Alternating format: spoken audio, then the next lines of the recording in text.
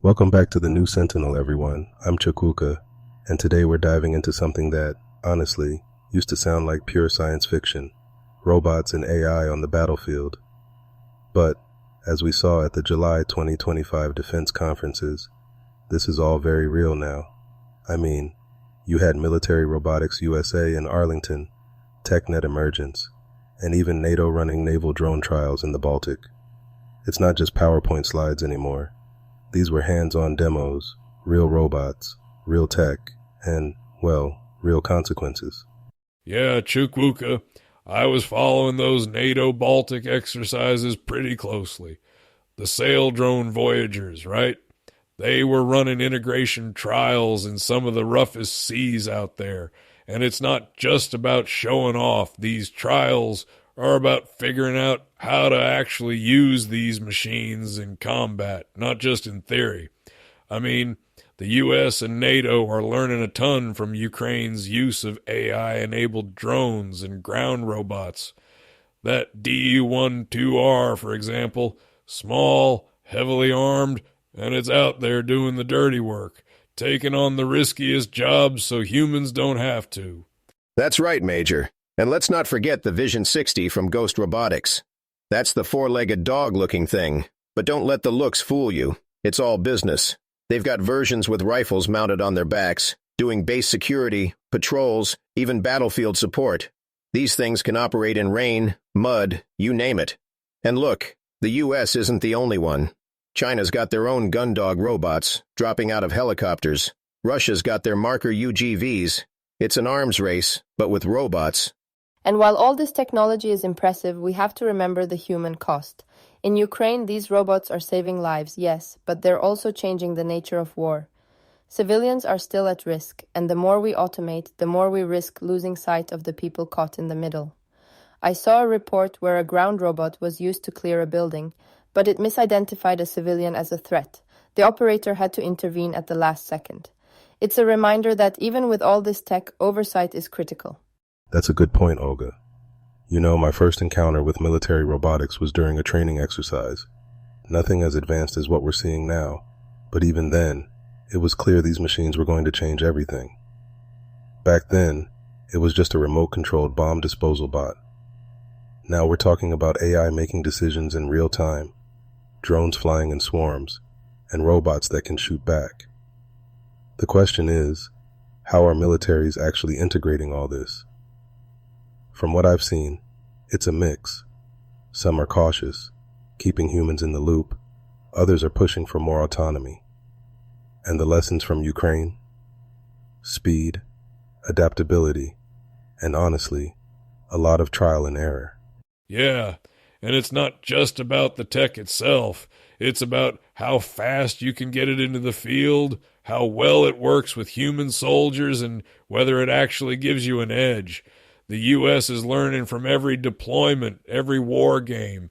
But like you said, Chukwuka, it's a work in progress. Sometimes the robots do great. Sometimes they mess up. That's the reality right now. So let's talk about the elephant in the room, lethal AI and the risks that come with it. We've seen drones that can decide when to fire, swarms that coordinate attacks, and AI systems that analyze battlefields in seconds. But what happens when something goes wrong? Remember the 2023 US Air Force simulation? The AI was supposed to destroy enemy radar, but when a human operator told it to stop, it turned on the operator. The Air Force said it was just a simulation, but it shows the risk. AI follows logic, not morality. Yeah, and that's the part that keeps me up at night. I mean, you can program all the rules you want, but once the bullets start flying, things get messy.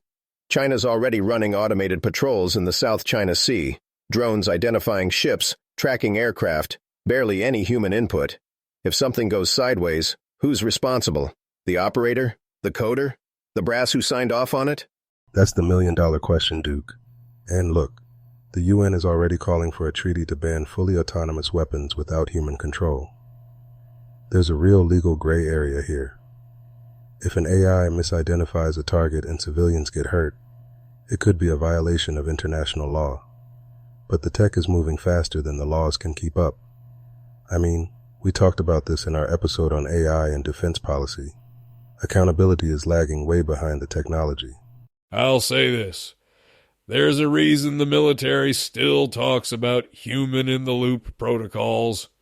You need someone to make the final call, especially when lives are on the line, but the pressure's real. In a firefight, milliseconds matter. Sometimes waiting for a human decision is just too slow. That's why you see more human on the loop, or even human out of the loop systems being tested. But every time you take a person out of the chain, you're rolling the dice.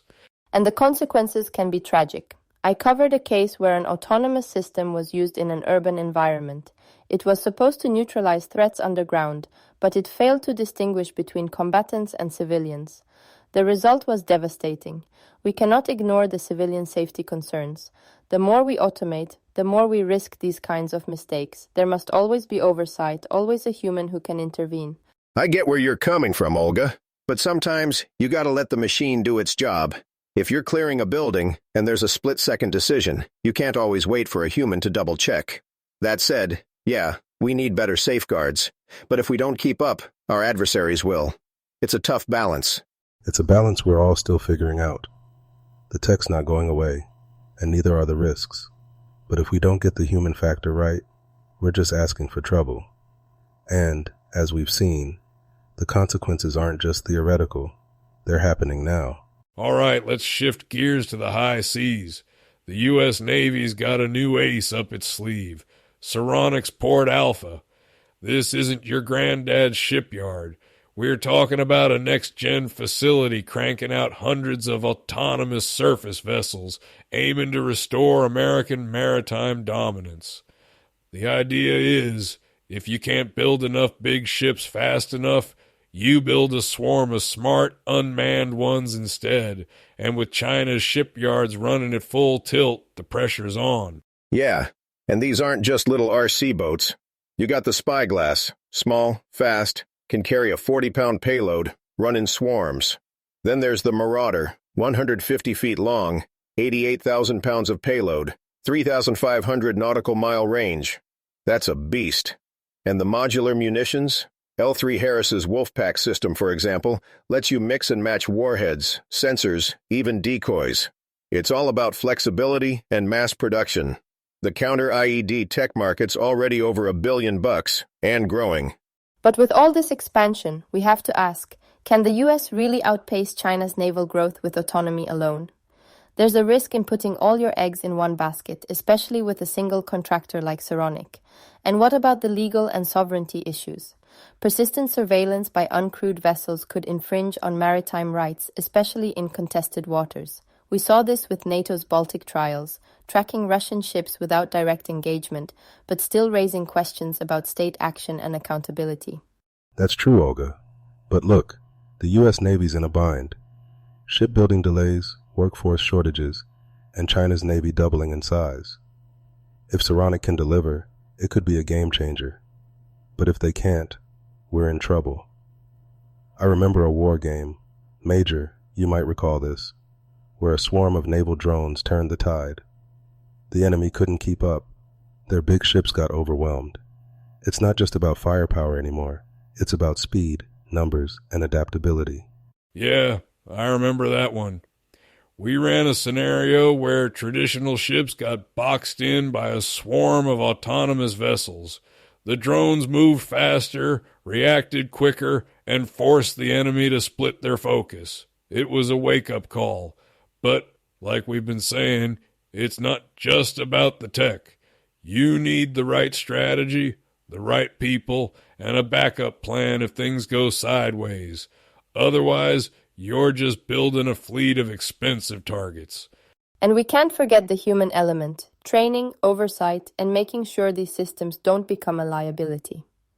The future of naval warfare might be autonomous, but it still needs to be accountable and ethical. Couldn't agree more. You want to win, you gotta innovate, but you can't lose sight of what makes a fighting force strong. Discipline, adaptability, and, yeah, a little bit of good old-fashioned skepticism. All right, that's all we've got for today on The New Sentinel. The rise of war machines is here, but the story's just getting started. Thanks for joining us. Major Graves, Olga, Duke, always a pleasure. We'll be back soon with more deep dives. Until then, stay sharp, stay curious, and take care out there. Thanks, folks. Looking forward to the next one. Stay vigilant. Thank you, everyone. Let's keep asking the hard questions. Goodbye. All right, y'all. See you next time. Out.